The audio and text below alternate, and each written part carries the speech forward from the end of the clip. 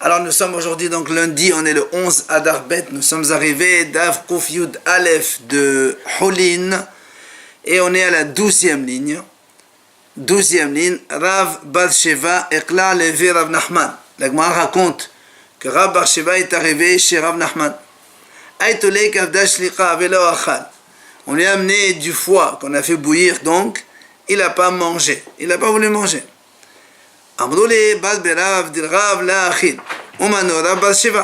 Ils sont allés voir Rav Nachman, ils lui ont dit, tu sais, le Tamid Chacham qui donc il est venu chez toi, il ne veut pas manger.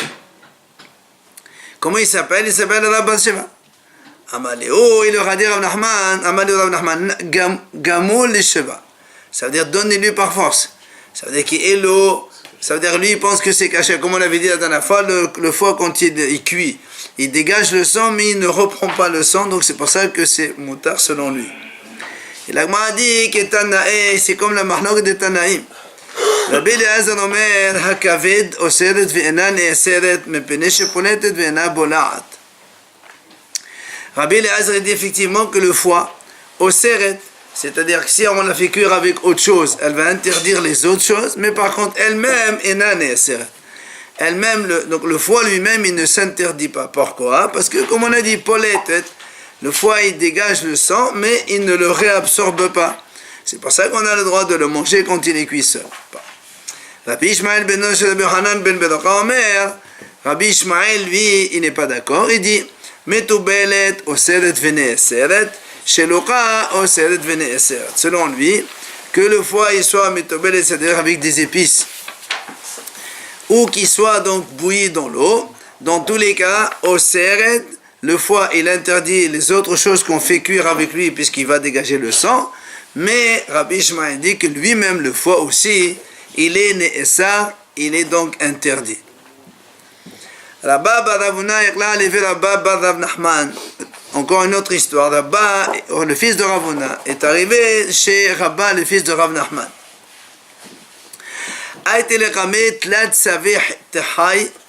On lui a amené devant lui 3 séim de tehai, c'est-à-dire du pain, de bon pain, avec on met au-dessus un peu de miel et un peu d'huile, c'est-à-dire une grande quantité de pain. Et c'était Shabbat, avant Shabbat. Vous saviez que j'allais venir, pour ça vous m'avez fait beaucoup de kavod, beaucoup de pain comme ça. Est-ce que toi tu es meilleur que elle? Quoi elle? Le Shabbat. Donc comme la Torah dit donc il faut faire de bons plats les votre Shabbat. Adhachi, entre temps,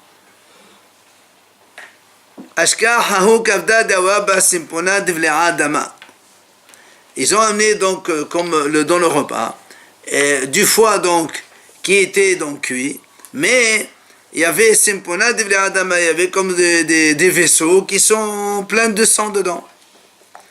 Amaleu amayavdi tohachi. Il leur a dit pourquoi vous avez fait comme ça? C'est-à-dire vous avez fait cuire le foie avec les vaisseaux à l'intérieur et du coup le sang maintenant il est dans les vaisseaux. Amroli elaichinabit. Il lui a dit comment tu veux qu'on fasse cuire alors? Amaleu, il leur a dit kad'u shete wa'erev v'hituchal etahat. Il faut couper le foie, donc le cisailler comme ça, le fondiller, et la coupe, il faut qu'il soit en bas, comme ça le sang il a où couler vers le bas.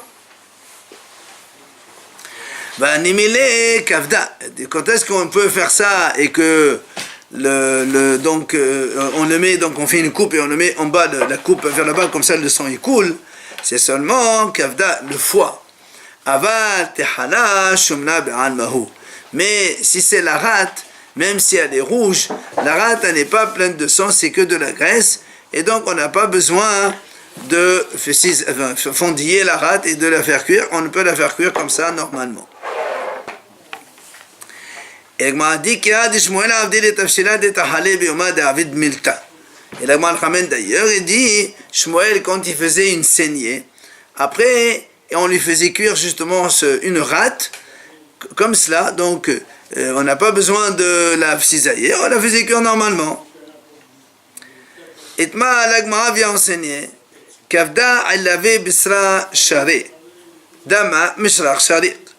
On dit quand on faisait avant, les fours d'avant, ils étaient verticaux, c'est-à-dire quand on faisait cuire, on faisait des brochettes, on les met verticales les brochettes.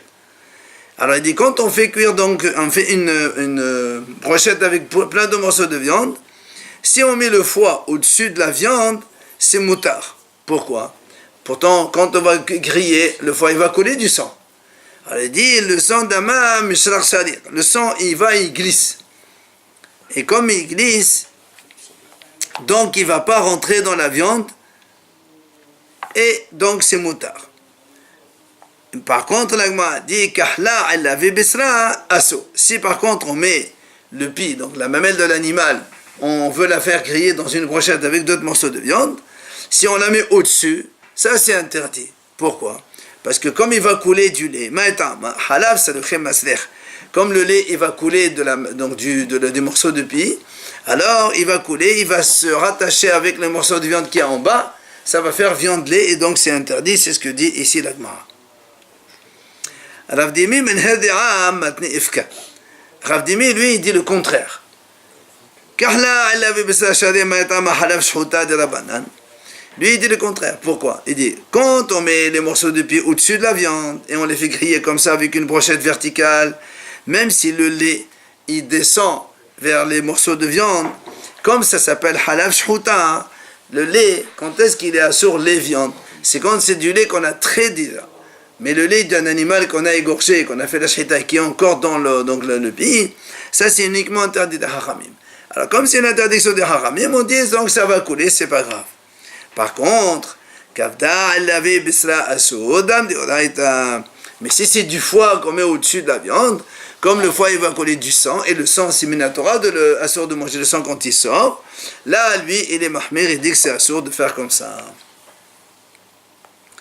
Darash Meremor, il vient à Meremor, il donne l'enseignement, il dit Helcheta, la halacha, ben kavda, ben kahala, tote bisra share, Allah ve bisra, de'avat, inechat hilala. Il dit Meremor comme ça, la halacha, que ce soit du foie ou que ce soit du morceau de viande de pie, si c'est en bas, en dessous de tous les morceaux de viande, c'est motard, parce que comme il est en bas, donc il va couler vers le bas, vers le four, donc ça pose pas de problème. Par contre, si on les met au-dessus de la viande, donc en haut, di'avad, a posteriori, on accepte, mais les khatila, il ne faut pas le faire.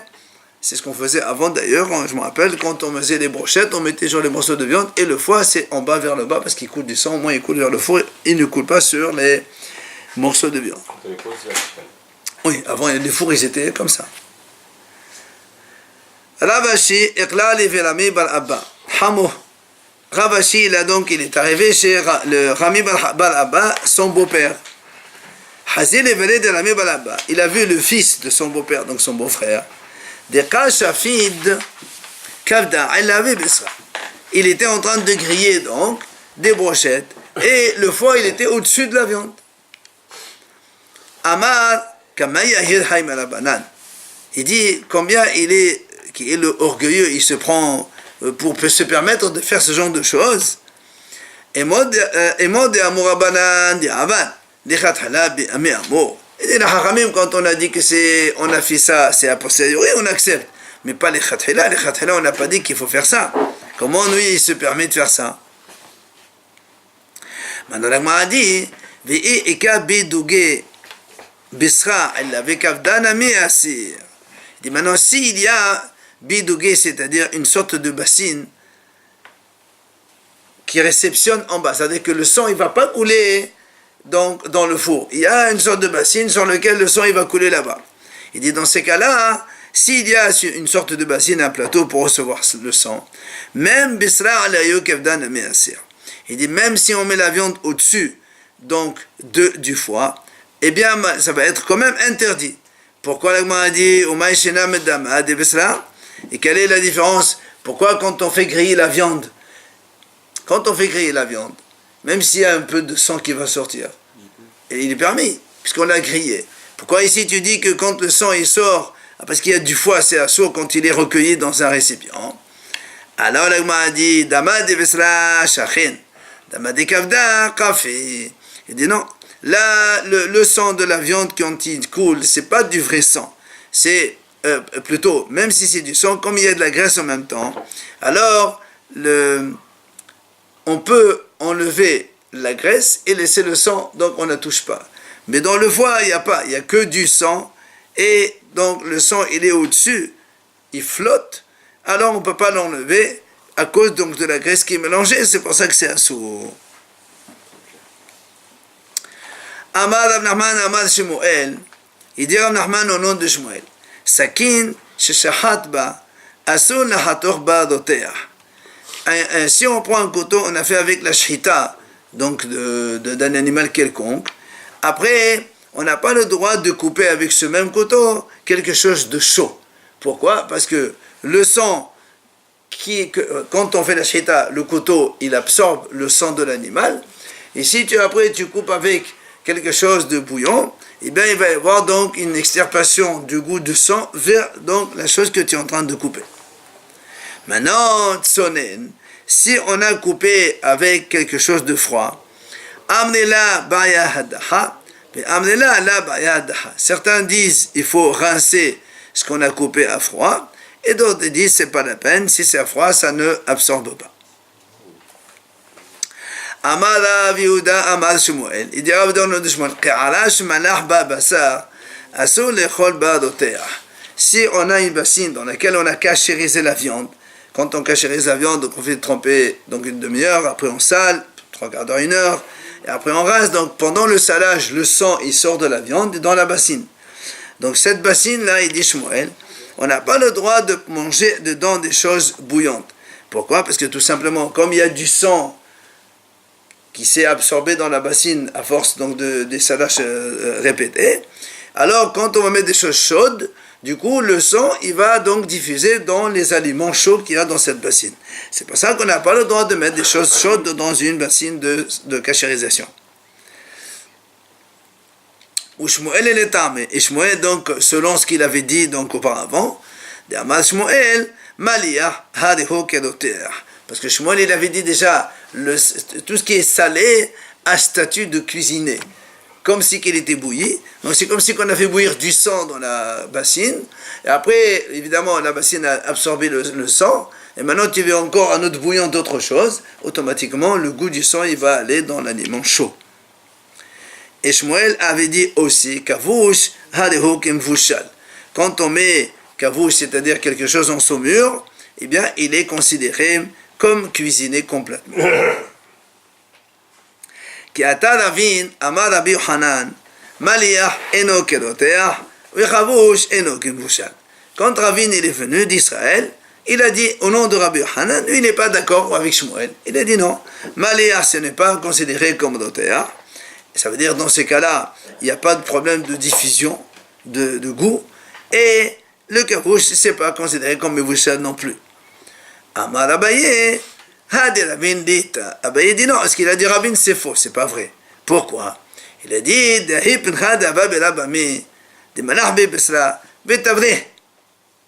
il dit parce que nous, il raconte comme ça, on a vu que Rabbi Ami, il avait une bassine en argile, il a fait là-bas, Malah, il a cachérisé de la viande dedans, et après qu'est-ce qu'il a fait? Il a cassé la bassine, parce que quand c'est en argile, il n'y a pas de possibilité de cachérisation. Alors, comme lui, il a cachérisé la viande dedans, donc il y a du sang qui sont entrés dans les parois de la bassine, en argile. Comme il y a du sang là-bas, si tu mets quelque chose de chaud, ça va forcément donc diffuser. Et comme il n'y a pas de possibilité de cachériser la bassine, parce qu'elle est en argile, la bassine n'est pas cachérisable, il a cassé carrément. Pourquoi il casse? Qu'est-ce qu'il va faire avec? On peut trébucher, on prend un obstacle, tu mets, au fur et à mesure du temps, tu oublies, tu mets des choses dedans. On ne laisse pas des choses interdites à la maison. Alors il m'a dit, merde, Rabbi Ami, Rabbi Ami, c'est Ami de Rabbi Yochanan, c'est l'élève même de Rabbi Yochanan. Et donc, n'est-ce pas? Lui-même, il est le disciple de Rabbi Yochanan. S'il a cassé, c'est il sait que son maître Rabbi Yochanan, il lui a dit justement que Maliyah, c'est comme notaire. Alors ce qu'il a dit Ravin, c'est pas vrai. Qu'au nom de Rabbi Yochanan, le salage, c'est pas comme bouillir, c'est faux.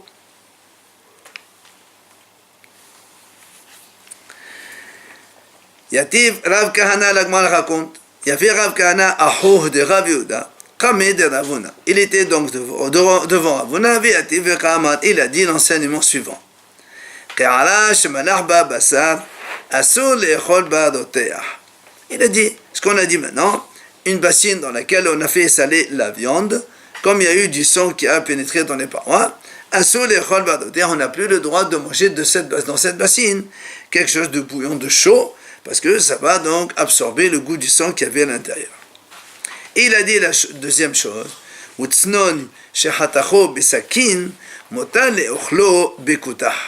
il a dit, si on prend un radis, donc qui est un peu piquant, si on le coupe avec un couteau viande, eh bien, ce radis-là, on pourrait après le manger avec du kotar. Kotar, c'est du lait.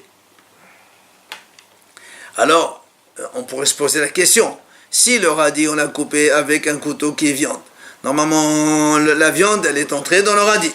Après, quand il va manger le radis avec du lait, il va avoir le goût de viande qui est dans le radis, qui va se mélanger avec le lait. Donc, comment c'est possible? Même, non, le radis, il n'est pas considéré, même si à froid, c'est piquant, ça considéré comme chaud. Alors, l'Agma a dit, Maïtama, quelle est la raison? Pourquoi dans la bassine, tu as dit, quand on a mis du sang dans la, donc cachériser dans la bassine, on a dit, donc le goût du sang, il est dans la bassine, on n'a plus le droit de mettre donc des choses chaudes parce que c'est diffus. Et pourquoi ici dans le radis, on l'a coupé avec couteau viande, tu m'as dit, après on peut le manger avec du lait. Quelle est la différence? Maïtama. Amal Abaye, il dit Abaye, c'est différent. Pourquoi? Hay hetera bala, ve hay esura bala. Abaye dit, c'est simple. Il y a une différence, pourquoi? Quand on prend le radis, on l'a coupé avec un couteau viande.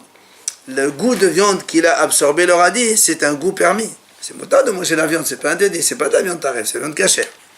Après, il va aller, donc il y a le goût de radis dans le goût de viande dans le radis. Après le radis, il va aller dans le lait. Donc comme le premier goût, il est permis, même si après ça fait une succès de deuxième, notentam, ban notentam, ça fait un goût, donc un autre goût. Le couteau, il a donné le goût dans le radis, et le radis, il va donner le goût dans le lait. Donc ça fait double passage de goût. Et comme le premier donc, passage, c'est un permis, alors c'est motard. Alors que dans la bassine, le premier, c'est du sang qui est entré. Or, le sang, c'est interdit. Et là, même si ça, tu ramènes une deuxième passage, le sang interdit, il est interdit quand même. Alors, Amal, donc ça, c'est Abaye qui répond. Il y a une différence entre les deux. Amal et Rava, qui va là, hetera. Maïhave, sauf, hetera, de ateli, de sodahu, de sodak achil. Viens Rava lui dit à Abaye, je comprends pas. Même si tu dis que le radis, il a absorbé un goût de viande qui est cachère, qui est moutard. Mais après, quand il va se mélanger avec du lait, le mélange des viandes, c'est interdit. Ella amar Rava. Mais Rava, il dit non. En fait, la différence, c'est pourquoi? Parce qu'en fait, hay efshal le matame, ve hay la efshal le matame. Ça veut dire que quand on veut le radis qu'on a coupé avec un couteau viande, on peut le goûter. Et on voit, est-ce qu'il y a le goût de viande dans le radis, oui ou non. Et après, si tu vois qu'il n'y a pas de goût de viande, tu peux le manger avec du lait. Alors que dans la bassine, quand il y a eu du sang là-bas, tu ne peux pas goûter le sang. Tu ne peux pas goûter. Alors, comme on ne peut pas goûter, alors il n'y a pas de possibilité de mettre quelque chose de bouillant après. Pourquoi on ne peut pas le goûter? Parce que c'est du sang. Si tu fais cuire quelque chose de chaud derrière, tu ne peux pas dire, allez, je goûte, est-ce qu'il y a le goût du sang là-bas ou pas? On ne peut pas, c'est interdit.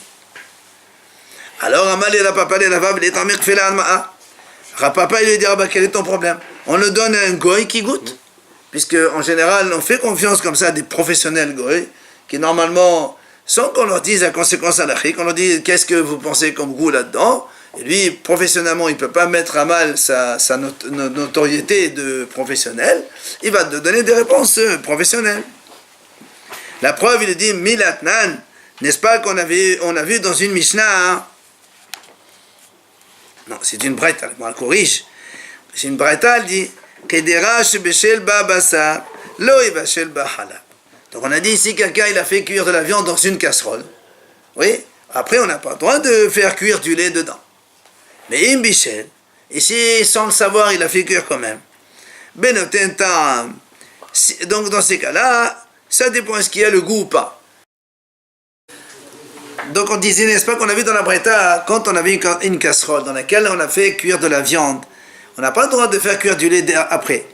Mais si on a fait cuire, on voit donc s'il y a le goût de la viande qu'il y a dans le repas de lait ou pas. Maintenant, Bishil Batrouma, s'il a fait cuire de la trouma dans une casserole, donc la trouma elle est que pour les Kohanim, nous on n'a pas le droit de la manger.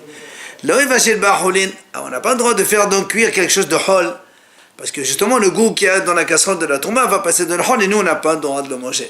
Et si il a fait cuire, on regarde le goût aussi. Et sur ça, on avait dit,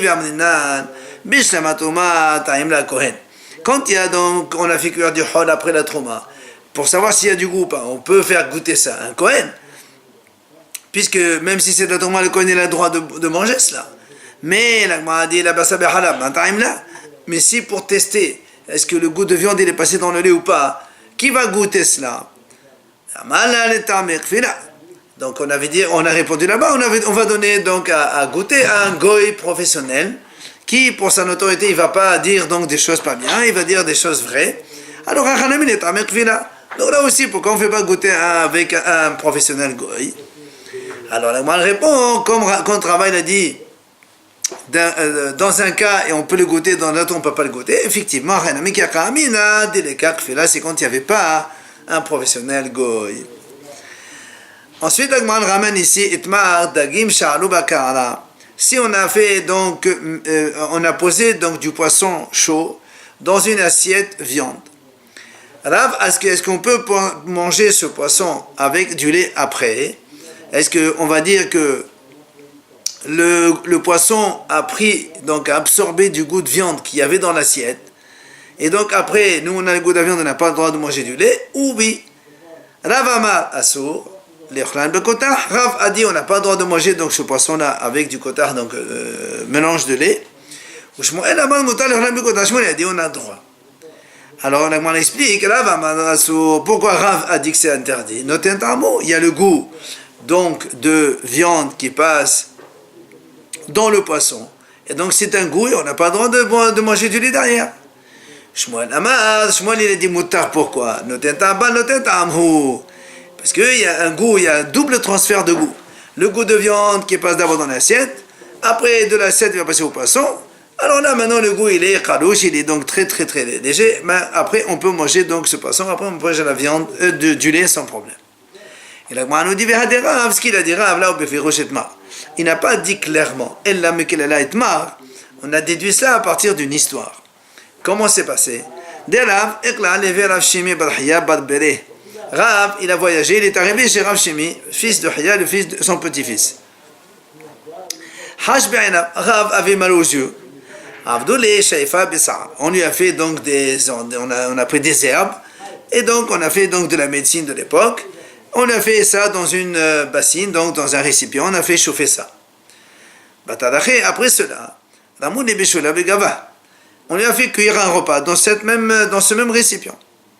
Et alors Rav il a goûté, il a dit, tiens, il y a le goût aussi des herbes qu'on avait fait avant, encore dans le repas qu'on vient de me donner. Amar, yahiv ta'ama kulehai.